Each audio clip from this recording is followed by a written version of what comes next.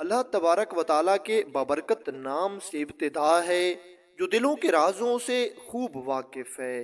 السلام علیکم دوستو، welcome on S G A stories.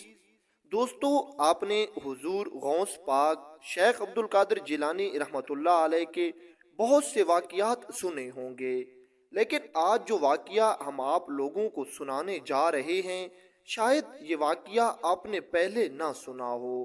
یہ وہ واقعہ ہے جب حضرت عبد القادر جیلانی رحمۃ اللہ علیہ نے اللہ تعالیٰ سے اندھے ہونے کی دعا کی تھی۔ لیکن اس واقعے سے پہلے ہم ایک آپ رحمۃ اللہ علیہ کی کرامت آپ لوگوں کے سامنے بیان کر دیں، تاکہ آپ لوگوں پر حضرت شیخ عبد القادر جیلانی رحمۃ اللہ علیہ کی شان واضح ہو جائے۔ حضرت شیخ ابو العباس خضر بن عبداللہ بن یحییٰ حسینی رحمۃ اللہ علیہ فرماتے ہیں کہ ایک مرتبہ حضرت شیخ عبد القادر جیلانی رحمۃ اللہ علیہ بغداد میں موجود تھے کہ اسی وقت خلیفہ ابو المظفر یوسف عباسی حضور سیدنا غوث اعظم شیخ عبد القادر جیلانی رحمۃ اللہ علیہ کی خدمت میں حاضر ہوا اور یہ آ کر حضرت شیخ عبد القادر جیلانی رحمۃ اللہ علیہ سے عرض کرنے لگا، حضور مجھے کوئی کرامت دکھائیں، حضور میں آپ کی کرامت دیکھنا چاہتا ہوں، حضور میں چاہتا ہوں کہ میں اپنے دل کے اطمینان کے لیے آپ کی کوئی کرامت دیکھ سکوں۔ حضور غوث پاک شیخ عبد القادر جیلانی رحمۃ اللہ علیہ فرمانے لگے، اچھا بتاؤ تم کیا چاہتے ہو، اپنی خواہش ہم پر ظاہر کرو۔ خلیفہ ابو المظفر یوسف عباسی کہنے لگا، حضور میں چاہتا ہوں کہ آپ مجھے سیب کھلائیں۔ یاد رکھیں کہ اس وقت عراق میں سیبوں کا موسم نہیں تھا اور پورے عراق میں سیب نہیں تھے۔ حضور غوث پاک شیخ عبد القادر جیلانی رحمۃ اللہ علیہ نے اپنا ہاتھ فضا میں بلند کیا اور دیکھتے ہی دیکھتے آپ کے ہاتھ مبارک پر 2 سیب آ گئے۔ آپ رحمۃ اللہ علیہ نے ایک سیب اپنے پاس رکھ لیا اور ایک اس خلیفہ کو دے دیا، اور پھر کہتے ہیں کہ جب خلیفہ نے اپنا سیب کھانے کے لیے 2 ٹکڑوں میں بانٹا تو اس سیب میں کیڑے تھے۔ وہ سیب اندر سے بالکل خراب تھا اور گلا ہوا تھا، لیکن دوسری طرف جیسے ہی شیخ عبد القادر جیلانی حضور غوث پاک نے اپنے سیب کو کاٹا تاکہ آپ اپنے سیب کو تناول فرما سکیں، تو آپ کا سیب اندر سے بالکل سفید اور ٹھیک ٹھاک تھا اور اس میں سے کستوری کی مہک آ رہی تھی۔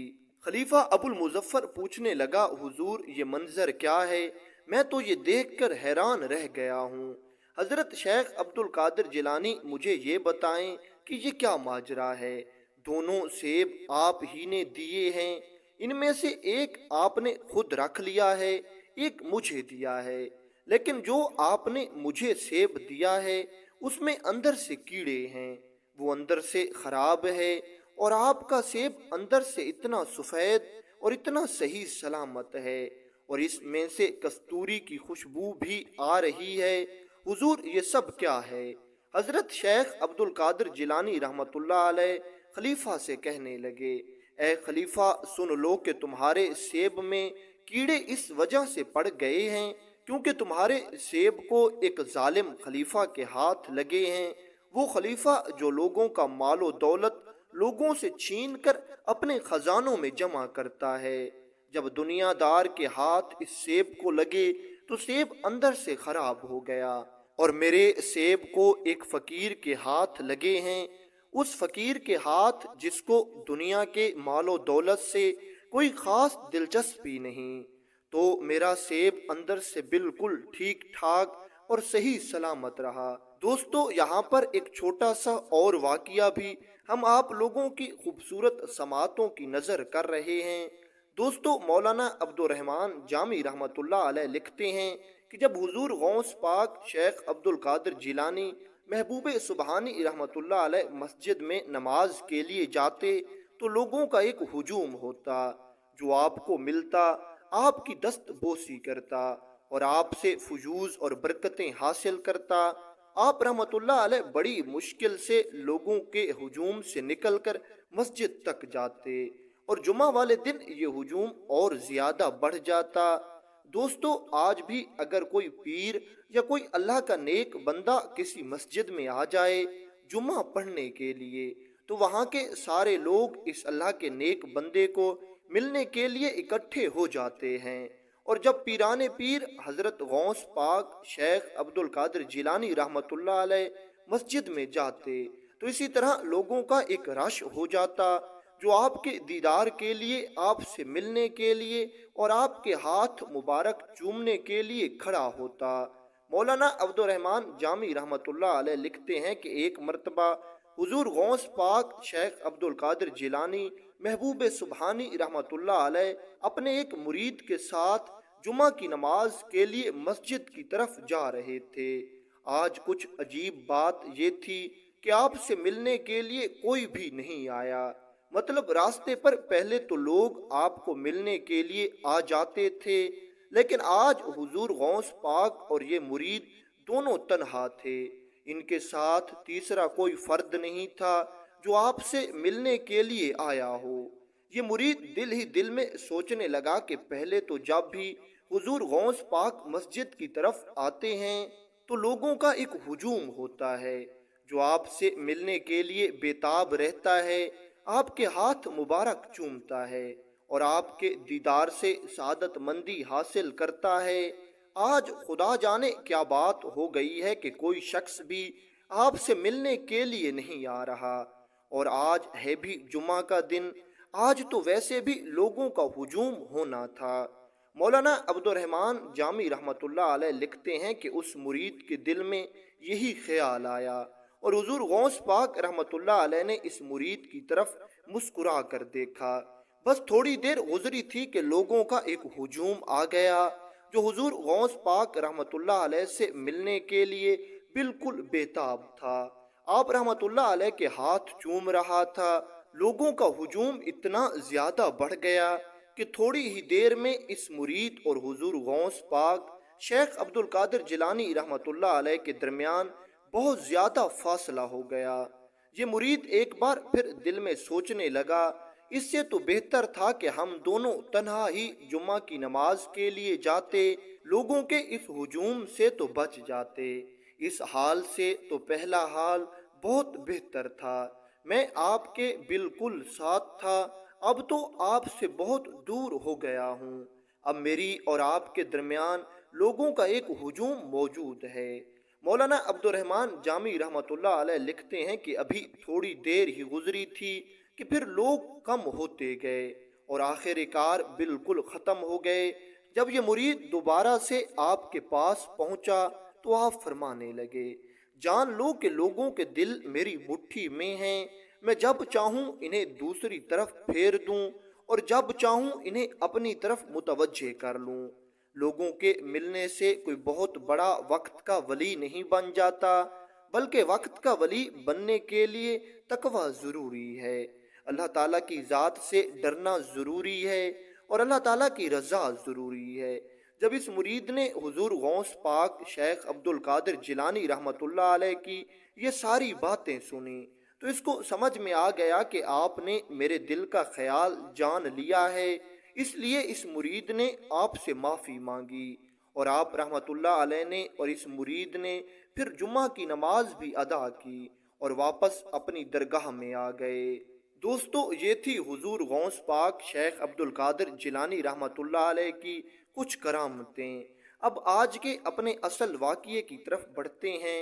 دوستو امام غزالی رحمۃ اللہ علیہ بیان فرماتے ہیں کہ ایک مرتبہ حج کے موسم میں کچھ لوگوں نے دیکھا کہ ایک شخص خانہ کعبہ کے قریب ایک پتھر پر سجدے میں سر رکھ کر رو رہا ہے اور اتنی شدت سے رونے والا رو رہا ہے اور اپنے گناہوں کی اللہ تعالیٰ سے معافی مانگ رہا ہے کہ وہاں کھڑے سب لوگ حیران ہو گئے۔ اس رونے والے شخص پر لوگوں کی موجودگی اور غیر موجودگی کچھ اثر نہیں کر رہی تھی۔ یہ بس سجدے میں سر رکھ کر اللہ کے حضور رو رو کر اللہ سے اپنے گناہوں کی معافی مانگ رہا ہے اور اللہ تعالیٰ کی ذات کو راضی کرنے کی مسلسل کوشش کر رہا ہے۔ یہ شدت یوں ہی بڑھتی گئی اور یہ رونے والا مزید کرب اور دکھ سے رونے لگا۔ حضرت امام غزالی رحمۃ اللہ علیہ بیان فرماتے ہیں کہ جب رونے والے کی شدت بہت بڑھ گئی، حتیٰ کہ رونے والا اس دکھ اور غم سے رونے لگا کہ لوگوں کو اپنی دعائیں بھول گئیں، جو لوگ اپنی دعائیں مانگ رہے تھے انہوں نے اپنی دعائیں چھوڑ دیں، اور لوگ سوچنے لگے کہ آؤ یار اس بندے کو جا کر تسلی دیتے ہیں، اس بندے کو دلاسا دیتے ہیں کہ یار اللہ تعالیٰ کی ذات بہت رحمان ہے، بہت کریم ہے، وہ ہر بندے پر رحم کرتا ہے اور ہر بندے پر اپنا کرم نازل کرتا ہے۔ اللہ تعالیٰ تمہاری توبہ بھی قبول فرمائے گا اور تمہارے سب گناہ بھی معاف فرما دے گا، تم رونا بند کر دو۔ کہتے ہیں کہ لوگوں کا ایک مجمع اکٹھا ہو کر اس شخص کے قریب آیا، لیکن اس شخص پر کچھ اثر نہ پڑا اور یہ اس ذات کو منانے کے لیے شدت سے رو رہا تھا۔ اب آہستہ آہستہ اور لوگ بھی جمع ہوتے گئے، لوگوں میں یہ تجسس بڑھتا گیا کہ آخر یہ کون ہے جو اتنی شدت سے رو رہا ہے کہ اس کے رونے کو سن کر لوگ اپنی دعائیں بھول چکے ہیں۔ جب سب لوگ اس شخص کے قریب اکٹھے ہوئے تو لوگوں نے اس کی دعا سنی۔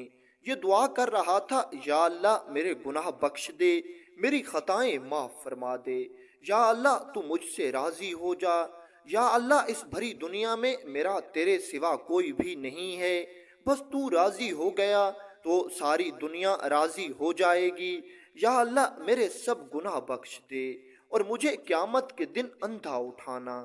اس شخص کی یہ دعا سن کر پاس کھڑے لوگ حیران رہ گئے، کیونکہ دوستو اب سب لوگ جانتے ہو کہ آنکھیں اللہ تعالیٰ کی دی ہوئی ایک بہت بڑی نعمت ہے۔